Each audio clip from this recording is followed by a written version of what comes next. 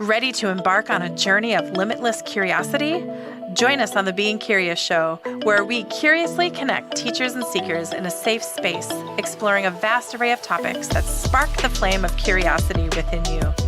We've created a community for thoughtful discussions where teachers share their wisdom and seekers explore the depths of their curiosity. It's a space where diverse perspectives come together, fostering connection and understanding. Our intention is simple: to ignite your curiosity and create a life that totally lights you up. Hello, beautiful ones. It is Kelly, and I'm back.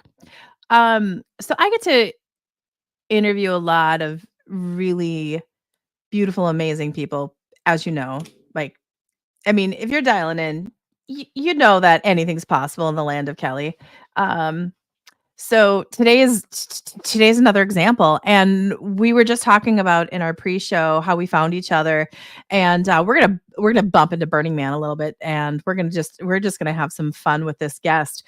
Before we launch in, I want to make sure everybody knows the new Edge magazine is out. This one's a beautiful one. You know, I'm a little biased because I am the publisher and my husband is our graphic designer, but this one you can just feel. And the sacred geometry that he has throughout this issue is just brilliant. Guys, we're now in 30 states, US and Canada, with over 600 drop spots. Please, edgemagazine.net, subscribe, get it sent to your home. I will give you a little secret that our subscribers, Steve and I sit around our kitchen table and hand mail all of our subscribers, and it takes a little time, but we do that. We want to have that energetic exchange. And I've actually had people call when they open up their envelope and they get the Edge, they go, huh?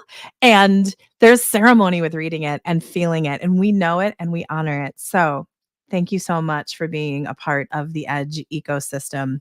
Okay, without any further ado, I have Harlan Emil Gruber on today. And this guy is a cool cat. Like, I'm just going to tell you, like, a soul that is he is on the earth plane right now. He is like ready to go. And this is going to be a fantastic interview. He is a self-published author. And for all you self-published authors out there, you guys, this is hard to get the word out about your amazing book. So let's have a little bit of safe space and compassion for him today. We also just realized we both were at Burning Man 2024. So we're going to touch on a little bit of that today, and that his desire to be a soldier and a farmer to help plant the seeds of this new eco villages and cities and the new earth. So without any further ado, welcome to the show. Hi, thanks, Kelly. So glad to be here today. Absolutely. How was that for an intro? Great. And of course, I see in the description you didn't say, but I'm a Galactic Transformation Agent. I was gonna say that to you like right now because I wanted to get people kind of sucked in, and then we're gonna start talking that you are a Galactic Transformation Agent. With that as a short bio. I needed like a 3-word bio of who I am for this design science studio that I've been a part of, this online thing, the last few years. And so that was what I came up with.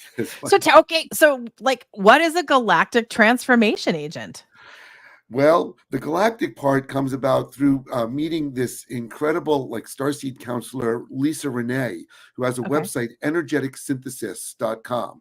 So for anyone who is, needs some counseling on that end, she is really incredible. And I got the pleasure of meeting her in person where she was presenting years ago, and then having a private session with her back in 2009. She's no longer accessible. She only has her private community.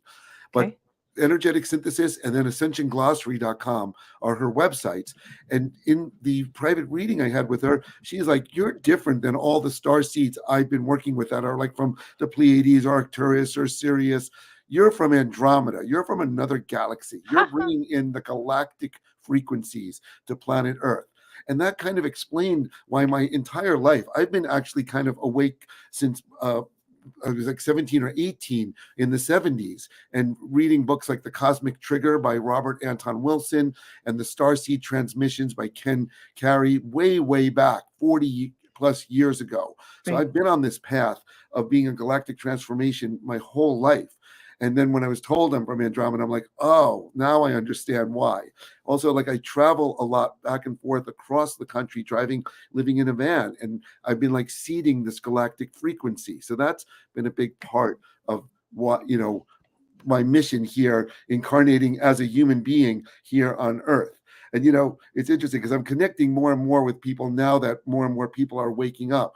And some people are talking about, oh, we need to call in the ETs to help us. I'm like, no, I'm here. And I know other humans that are higher dimensional extraterrestrials that have incarnated here on Earth as a human 3D being to do this transformation that's taking place. Don't expect a flying saucer to land and Pleiadians to come out and say, we've got free energy and we're getting rid of the draconians. I mean, no, we've got to do it here by embodying inside of our own physical, 3D human self and waking up to the higher dimensions and integrating it. Okay, that's a mouthful. I could go on, but let's keep going on. No, I love it. I love it. And I totally am. I'm completely aligned. Yeah. I'm completely aligned, far more than you know. It's absolutely all good. Okay, let's talk about the book. Because let's kick this off. Show me the book. Let's let everyone know, One of because the it's a main reasons I'm so beautiful, interested is, of powerful. course, promote. This book is available to buy the beautiful hardcover copy, which has this incredible embossed foil underneath the jacket. And so this is the photo of on the cover of the book is the 1111 Diamond Portal that was at Burning Man 2004. I was about to say, I was like, I feel Burning Man coming on with that. Yeah, you can see that's the playa in the background.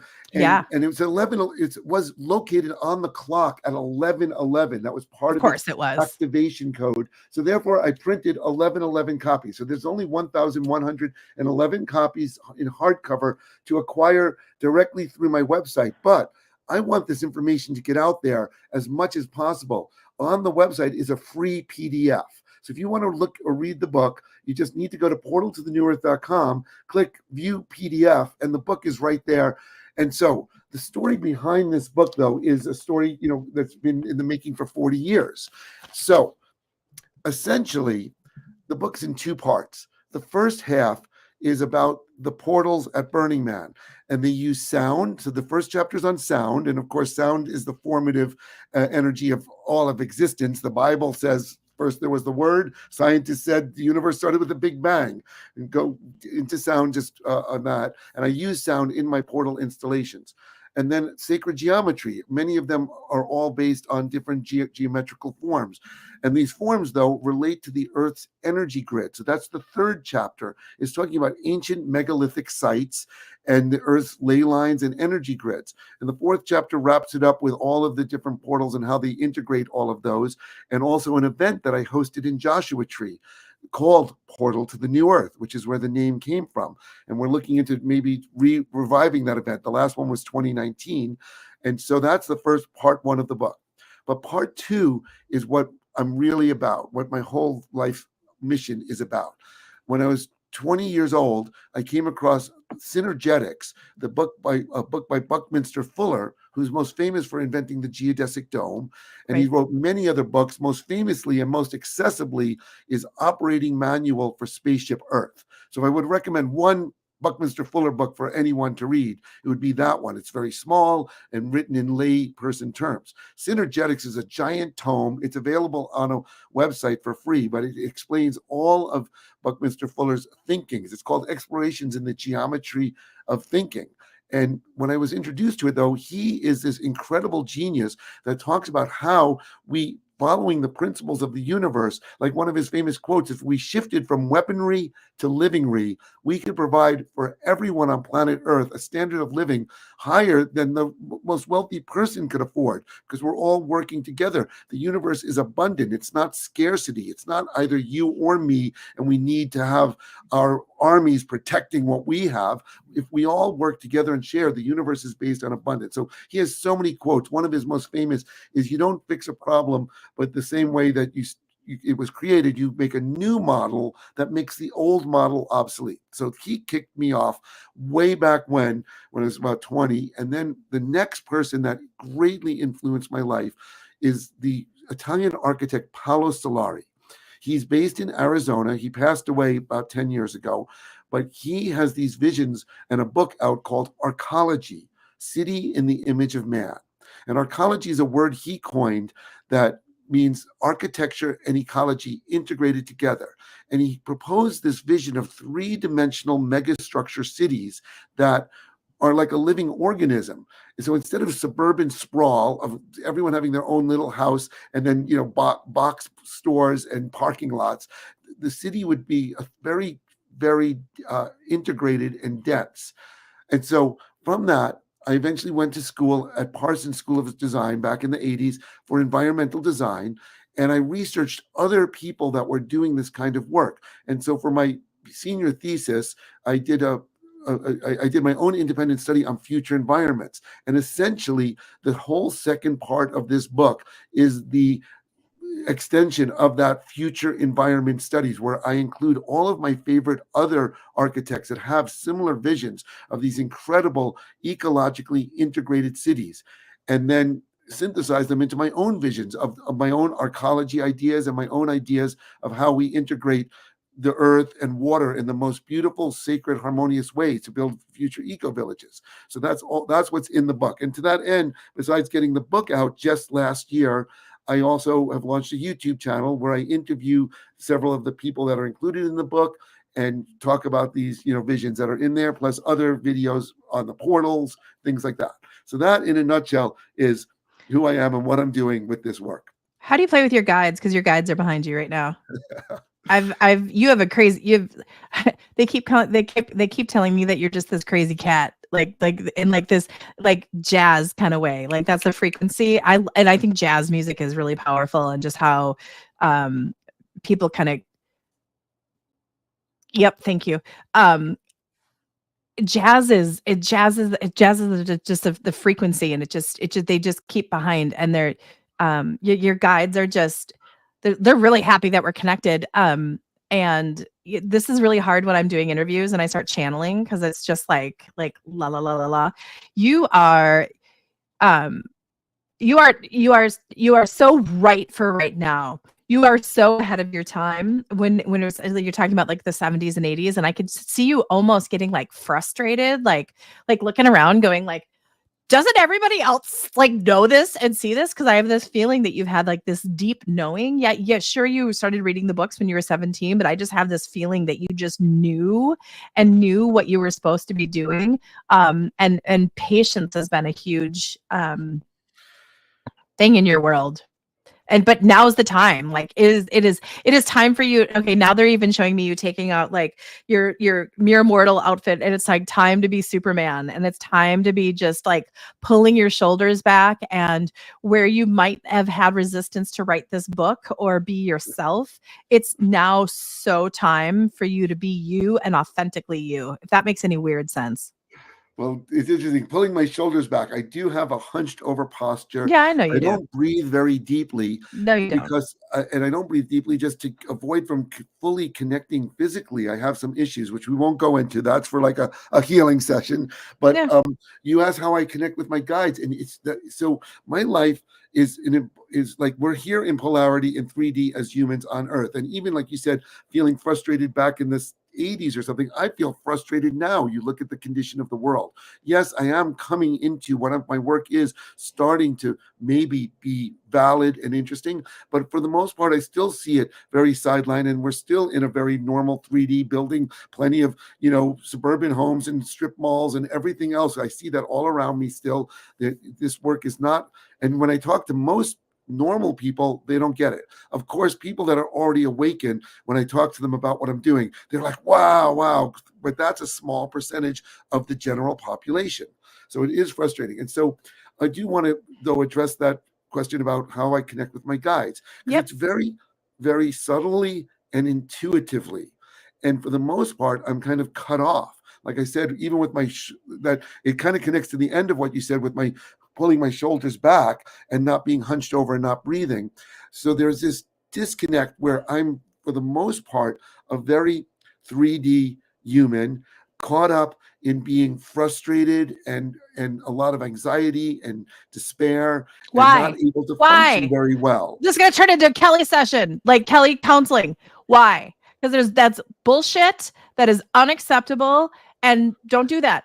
I'm No, just going to tell and you. the simple reason why it's the habit. I'm comfortable with that. That's who I am and what I know. So I hold on to this lockdown, limited thing, and it's a difficult thing. And in my life, though, my life is full of extremes. So I'm I believe that. extremely negative, difficult situations that are very painful for most of the time, and then very, very blessed with the most amazing, most wonderful situations. And so, with connecting to my guides, it's kind of like that. Like, on one hand, I'm like a 12th dimensional galactic agent that's coming in from like directly from source of the highest dimensions to oversee and see what's going on here on Earth at this time. Like, I feel very much as an observer when I see things that are out of alignment. Like, I'm like recording them and like sending them back up to like the higher dimensions, being like, this is not right. And then on the other hand, I'm just like really stuck and frustrated in this 3D. So I don't feel a direct line to my guides. I'm not able to meditate well and connect directly to the guides. It comes through very subtly as just intuitive guidance. Do you know what they're showing me? Is kind of, I didn't think this is how the show was going to go today. Like your third eye almost has Vaseline on it. And if you cleared the Vaseline, it would help.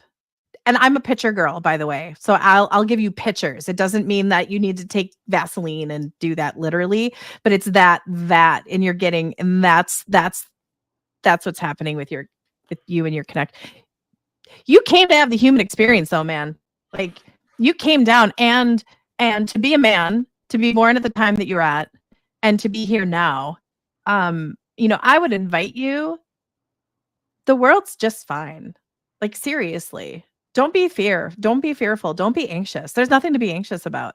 You like whoop, you're here for a reason. I can't wait to talk about Burning Man because I think do you almost like feel like you're at home at Burning Man? No. Okay. Yes and no. Yeah, wait. Okay, you know what I'm saying. Um, that's yeah. Okay. Wait. You know what? I don't feel Yeah. like I'm at home at Burning Man. I feel like I'm at work. Oh, okay. Burning Man is my That makes job. sense. Yeah. That makes sense. Yeah. That's yeah. That's let's just go for it. So, tell me about your experience at. So, I went to Burning Man for the first time this year. I had it was curiouser and like shoot, that's the name of my How show. could you So not go? I Right. I had to go. It was time. I've been invited for probably the last 10 years and I wasn't called to it. I'm a girl that likes to shower 4 times a day and dust and lack of X and the self-reliance and everything going on was a little bit of something where I just wasn't called until this year. My beautiful cousin, Crazy Tom from Jackson Hole, Wyoming, said we're going, and my aunt had passed, and we had access to an RV, and we went. So tell me about you've been to Burning Man many times, and what originally called you to Burning Man? Okay, so a very formative time in my life was in 1993, where I was living in New York City, and I had a place in New York City for many years, but I wanted to get out and find some kind of intentional community or place to live outside of New York. And in Okay. 93, I did this trip to 20 intentional communities. And it's very interesting because also the book Bringers of the Dawn came to me through my mom. She had it and said, "Oh, here's this book." And then everywhere I went on the trip, people were reading Bringers of the Dawn. That's Oh, Barbara funny. Marciniak's, creating thing. And part of the trip, was meeting and connecting with various different people. And I met a really cool friend that I'm still friends with from Taos, New Mexico. Okay. And instead of moving to an intentional community, I ended up moving to Taos in 1996. But I was there in 1995 visiting with him, and he knew these really cool people that he said, "Hey, there's this thing called Burning Man." In 95, Burning Man was only 4,000 people. It was, and also 1995 was the last year of no city plan, no rules, no anything. Just people showed up. It was Oh, that'd be there was amazing. drive-by shooting ranges. There was anything goes, guns, bombs. There was no, and the cops weren't even there. They didn't even know about it and show up. Right. So we were going to go. We were in Taos, New Mexico, and I backed out. I pulled out my map long before cell phones, looked at how far it was, 1,200 miles, about a 20, over 20-hour drive. And I'm just like, oh my God, that's too far. I don't want to drive there. Yeah. And I kicked myself to that day. I moved to Taos in 96. Some of my friends went in 97 and I think 98. And finally, with that same friend, we went in 1999.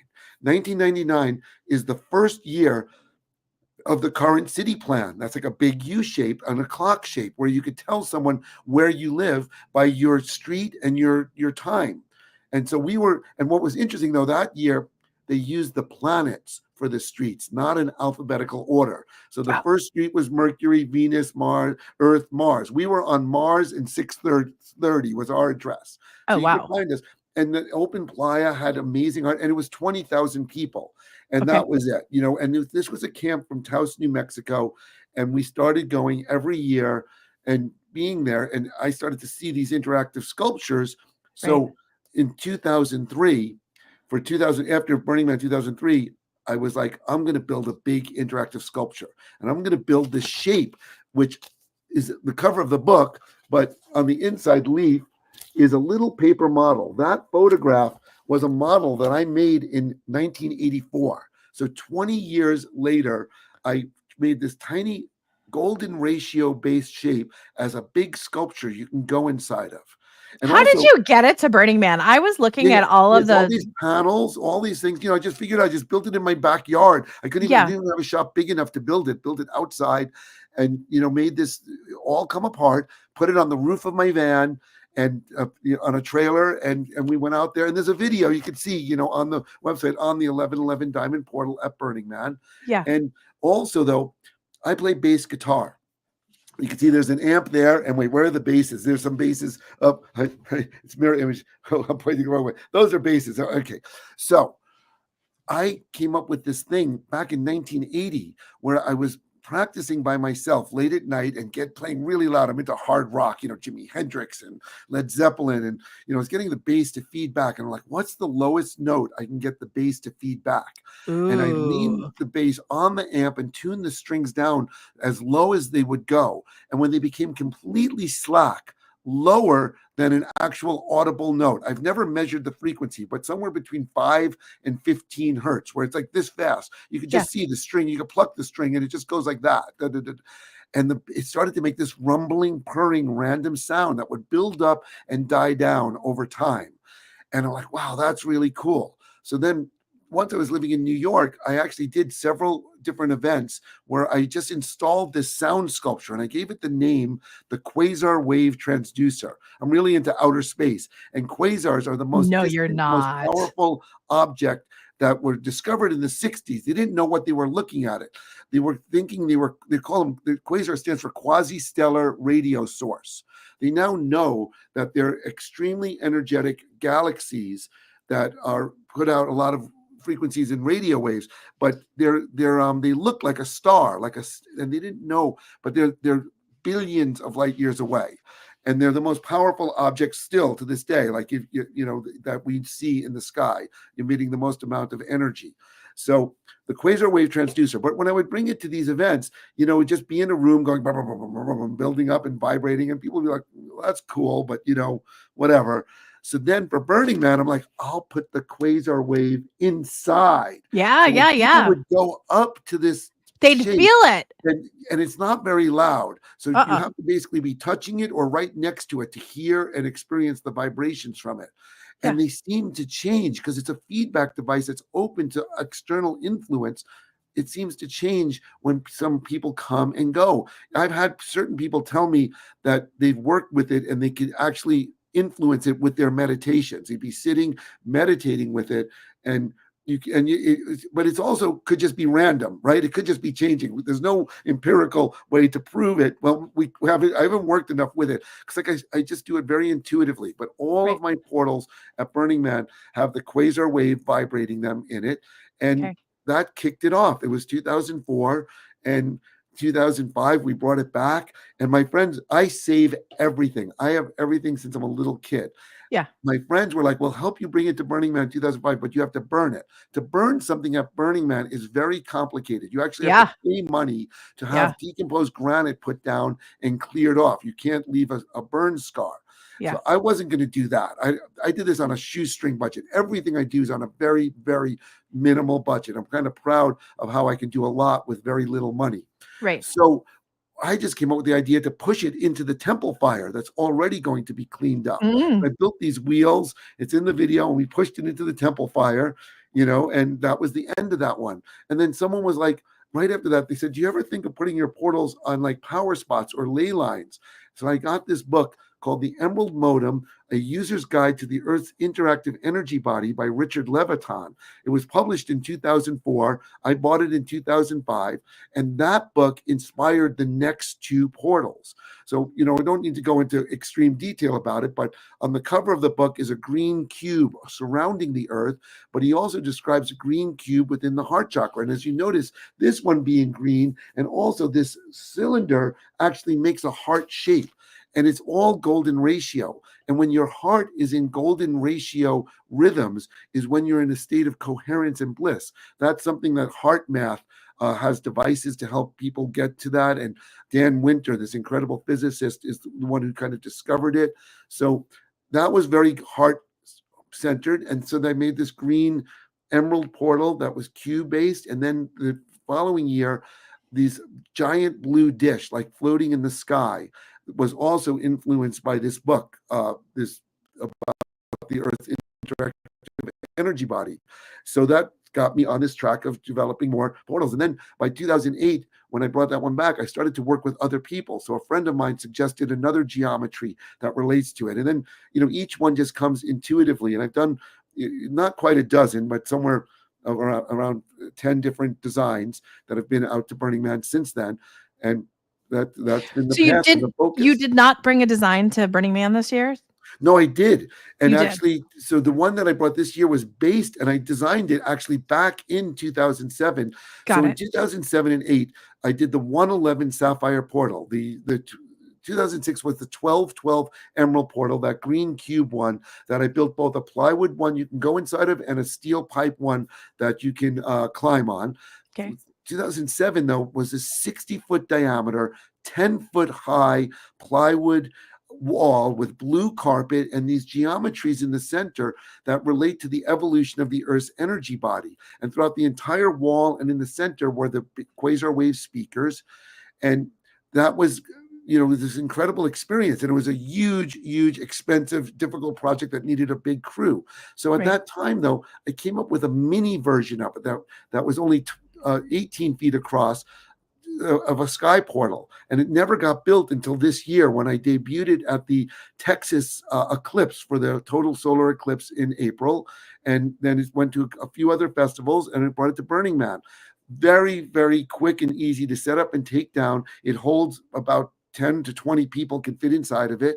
And it was way, way off on the side.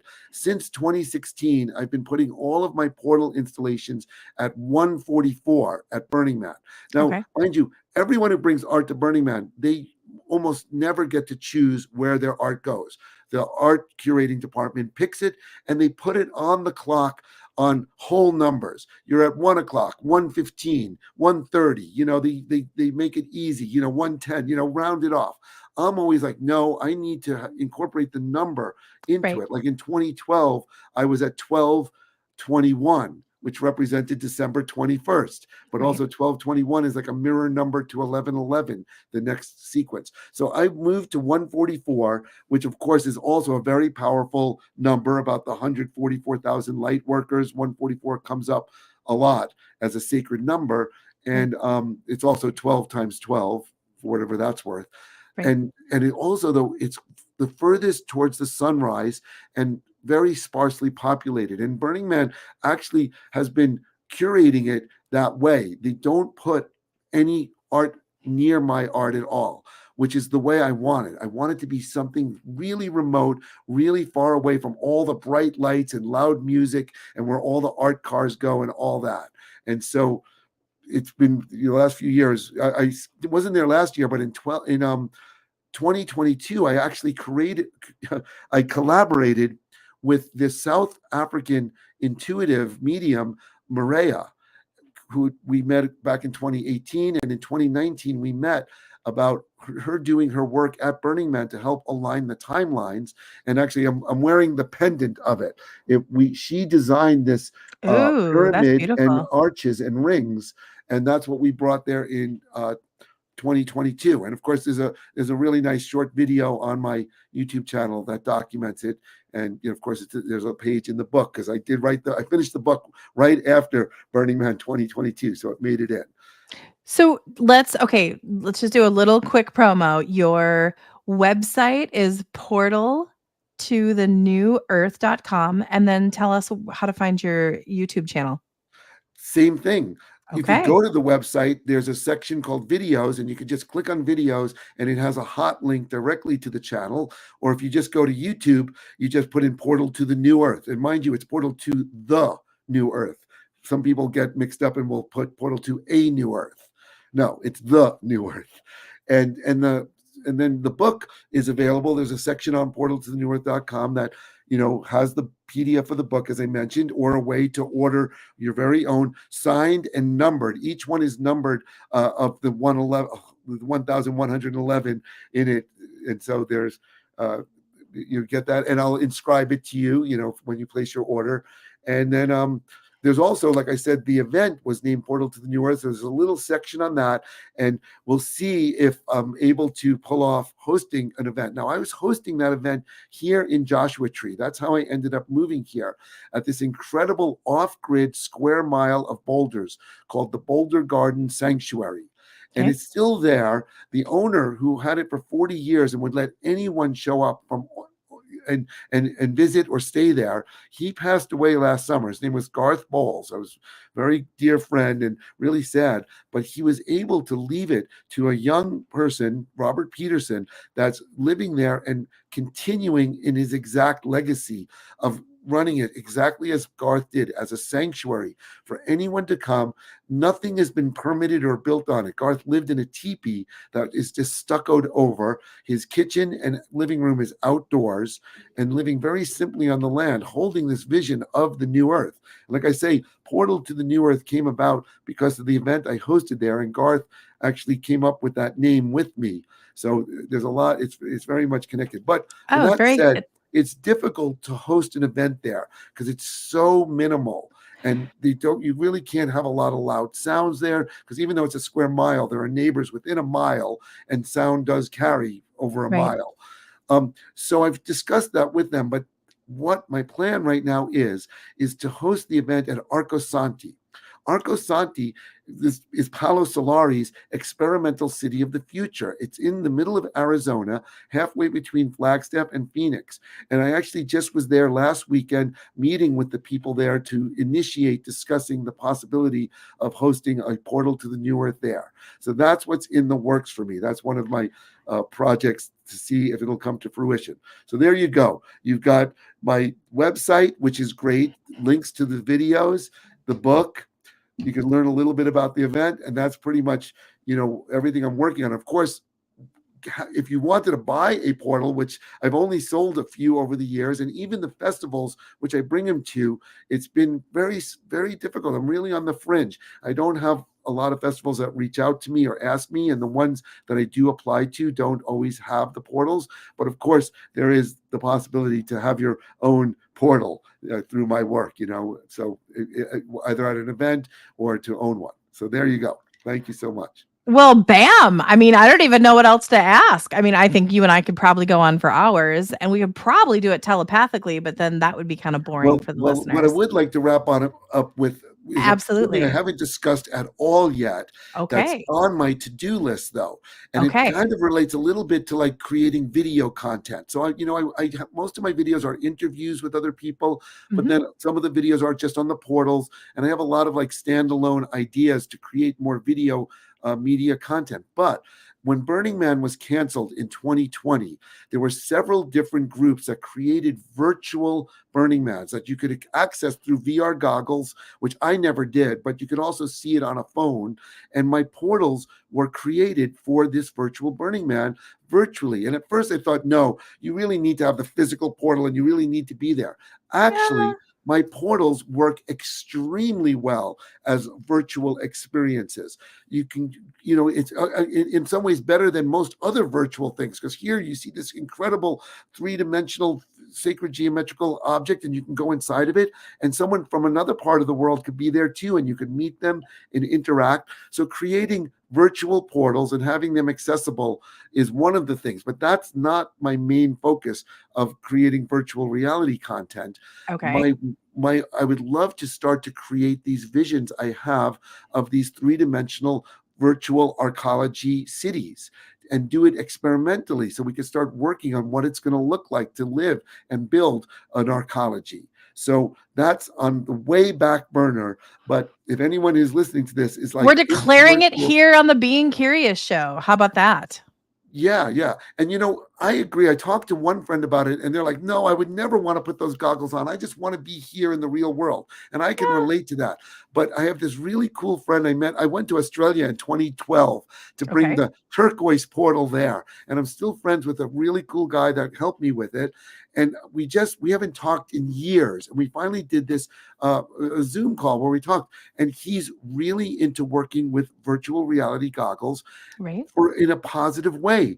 And he meets with other people. Then they do these meditations in there. They can experience sacred geometries. So I'm not saying that virtual reality is a must, but there are people using it, and it's an interesting tool, not very much different than what we're doing right now as a video. It's just one step beyond. But yeah, absolutely. Reach out to, actually, I want to do a call out to Philip Noyad, who is a beautiful artist. He's doing this, by the way. And I got to go to a studio and put on the AR goggles and the environment and the world that he has created with all the sacred it's amazing. So I definitely invite you to check him out. And Cool. Yeah. You guys would jump in together. You guys would like drop in and go like, whoop. I forget if we talked about this in the interview or before, but ultimately, I really could care less about the portals, the book, the video. That stuff doesn't mean anything compared to ultimately building and living in the new earth, in eco villages and eco cities. Like, that's the ultimate goal, is to start to live on this earth and using all of our natural resources. Like, I didn't even mention The Ringing Cedars of Russia, which is Anastasia series of books, which just talks about how we can interact with nature. Nature is the highest form of technology. And I really feel like, our cell phones, computers, everything we're using, we can use them as tools, but they should kind of be minimal. We mostly should just be here in our bodies with the sun and the earth and and living organisms, and just living a most beautiful three-dimensional life with as possible. It could make it really magical too. Right. So that's the ultimate goal of all of my work, is to just start to inhabit the earth and build the most incredible eco villages and eco cities we can imagine, that are the most beautiful. And that should be the number one criterion. Is this the But most we got to get there. beautiful? Those are the baby steps, like, right? We got to do the baby we're steps. Wrapping up. So that was the, that's the like, we got to do baby steps to there, because we got to get everybody, like, I totally get it. It's Thank you. This has been, I've loved connecting with you, and I'm so glad. Let's do a little call out to Camille. Thank you, Camille, for connecting us. This was great, kindred spirit, sharing time together. You guys, I actually have the banner. You can see it below. portalofthenewearth.com. Check it out. I think there's going to be a wealth of information. Not only can you connect with Harlan, you can see the videos, feel a little bit of the burn and the portals. I think you're onto something, man. I really think it's amazing.